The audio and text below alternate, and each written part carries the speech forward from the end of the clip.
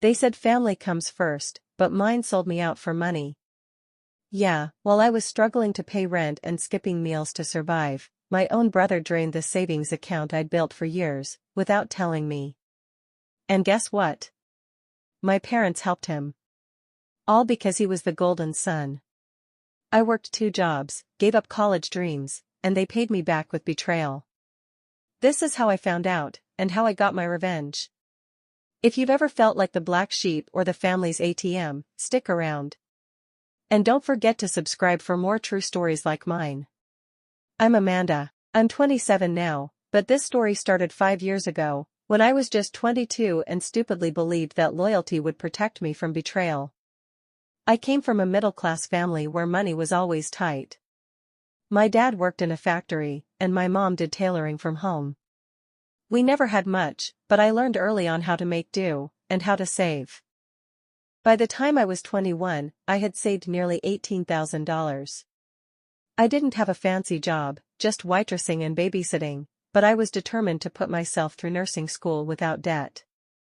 I skipped outings, wore thrift store clothes, and even skipped meals some weeks to avoid spending extra. Every cent went into my savings account. The only problem? That account was a joint one, with my mom. I trusted her completely. Big mistake. My older brother, Ethan, was always the chosen one. No matter what mess he made, my parents bailed him out. Failing college? They blamed the professors. Gambling problem? Boys make mistakes. Crashed 2 cars in a year? He's under stress. While I was scrubbing tables for tips, Ethan was partying in Vegas on credit cards he couldn't afford. But my parents loved him blindly. One morning, I checked my account like I usually did, and my heart dropped. Balance, $243.17. I refreshed the screen. Again. And again. Maybe it was a glitch. Maybe I was logged into the wrong account. But no. It was my account. And it was empty. Panic set in. I called the bank. The rep told me calmly, yes, a withdrawal was made 3 days ago, $17,800. At our main branch. By whom? I asked, my voice trembling. Co-holder of the account. Amanda's mother. I hung up. Hands shaking. Stomach twisted. I ran home from work and confronted my mom. She wouldn't meet my eyes. My dad sat stone-faced on the couch. Ethan? He wasn't home. We had to help your brother, my mom finally said. He's deep in debt. He could go to jail. You used my money? It's family money, my dad snapped. We all make sacrifices. But it was my savings. For school. You didn't even ask me. He's your brother, my mom said. Don't be selfish. Selfish? I gave up everything for that money. And they called me selfish? I walked out that night. Moved in with a friend. Cut contact for 3 months. I had nothing, no money, no degree, no backup plan. But I had one thing left, my pride. I picked up more shifts at the restaurant. I sold my laptop, old jewelry, even some clothes. I started again from scratch, this time smarter. I opened a new savings account in my name only. I enrolled in a night course in phlebotomy. Anything to get certified and start earning more. It took me 4 years, but I finally became a licensed nurse. Guess who reached out last year? Ethan. His voice was softer. Nervous. Apparently, he'd blown through the money, lost his job, and was couch surfing. Amanda, can you help me out with a few hundred? Just until I'm back on my feet. I said nothing. Just stared at the screen. Then I replied, sorry. I only help family. I blocked him. 6 months ago, I bought my first car, in cash. 2 weeks ago, I signed a lease on a beautiful 1-bedroom apartment near the hospital I work at. And last week? My mom showed up at my door. Tears in her eyes. Apologizing. saying things haven't been the same since I left. That Ethan is now missing and they're worried. She asked me to come back, even offered to cook my favorite dinner. I looked at her and asked one question: if it were me instead of Ethan, would you have stolen his money to save me? She couldn't answer. So I closed the door. I've learned something in all this. Sometimes, family isn't about blood, it's about respect.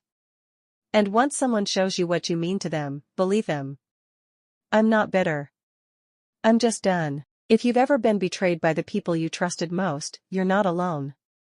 Hit subscribe for more true stories that remind us we're stronger than the ones who break us.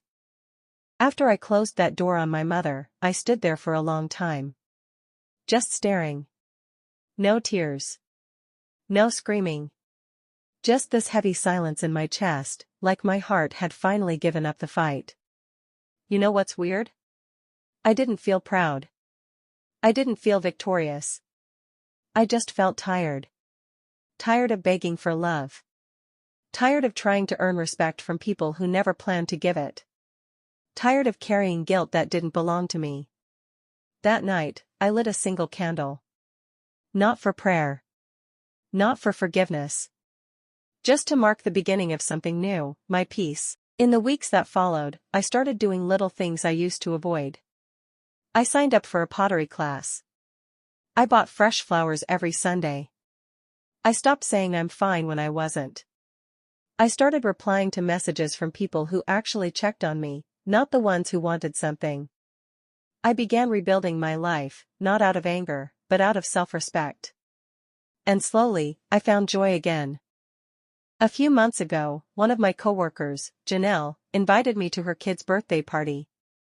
It was nothing fancy. Just backyard games and homemade cake. But when I walked in, her daughter ran up and hugged me like I was a superhero. "You're the nurse that gave Mommy her smile back," she whispered. I didn't even know Janelle had noticed how much I tried to cheer her up during her rough days at work. But that moment? That hug? It healed something inside me I didn't even know was still broken. For years, I thought the people who hurt me owed me closure, that if I didn't get an apology, I'd always feel like something was missing. But I was wrong. Closure isn't something they give you. It's something you choose. I chose to forgive them, not for their sake, but for mine. Forgiveness doesn't mean I want them in my life. It means I'm finally letting go of the version of me who tolerated their betrayal. And to anyone out there, listening to this, watching this, reading this, who feels like the family black sheep, like the afterthought, like the one always expected to give without receiving? Let me say this: you are not selfish for protecting your peace. You are not wrong for walking away. You are not unlovable just because they couldn't love you right. Blood is not loyalty. And forgiveness is not access. I don't know where Ethan is today. I don't know if my parents still live in the same house. I don't really care. My story doesn't need their ending anymore. I'm writing my own, with every patient I help. With every life I touch. With every quiet, peaceful morning I wake up in my own place, knowing no one can take it from me. That's the real win. That's the real healing. And if you've made it this far, maybe you needed to hear this too. Please subscribe if this story touched you. You're not alone, and you never were.